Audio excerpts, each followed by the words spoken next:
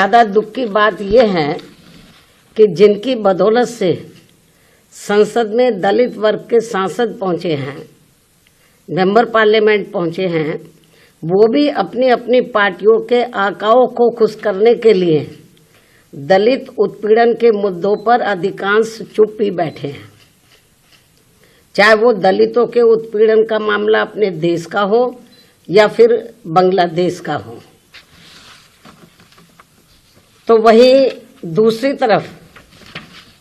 दूसरी तरफ पड़ोसी देश बांग्लादेश में हिंदू जो बड़ी संख्या में जुर्म जाति के वहां शिकार हो रहे हैं, उसमें अधिकांश संख्या उन दलितों की है, उन वीकर सेक्शन के लोगों की है, कमजोर तबके के लोगों की है, खासकर दलितों की है, जिनकी भारत देश में बहुलता होते हुए भी बंटवारे में जबरन उनको बाबा साहब डॉक्टर भीमराव अंबेडकर को संविधान सभा में चुनकर भेजने की सजा के तौर पर पाकिस्तान को दे दिया गया था। इस प्रकार बाबा साहब डॉक्टर भीमराव अंबेडकर संविधान सभा में बंगाल के जिस जैसोर खुलना क्षेत्र से चुनकर आए, तो उसे हिंदू बाहुल्य क्षेत्र होने के बावजूद भी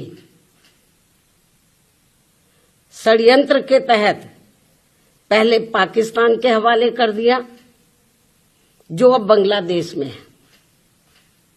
वो क्षेत्र अब बांग्लादेश में है, और जिस क्षेत्र को पहले पाकिस्तान के हवाले कर दिया था, जो अब बांग्लादेश में है, तो हिंदुओं में भी अधिकांश संख्या वहां वीकर सेक्शन की थी, जिससे फिर बाबा साहब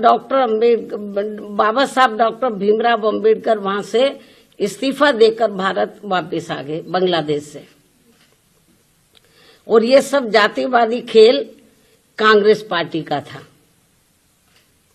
और अब जब वहां इनका शोषण हो रहा है, तो विपक्ष की ये मुख्य पार्टी इस पर चुप है, कांग्रेस पार्टी चुप है।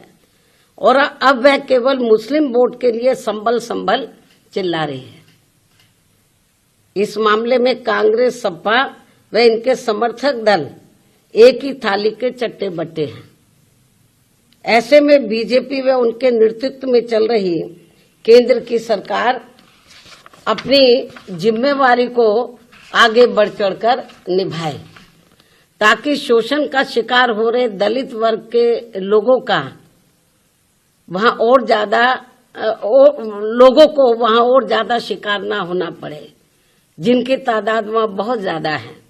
या फिर कांग्रेस की इस गलती का, जो अब वहां दलितों को नुकसान उठाना पड़ रहा है, तो उन्हें वहां की सरकार से बातचीत करके भारत में वापस लाया जाए।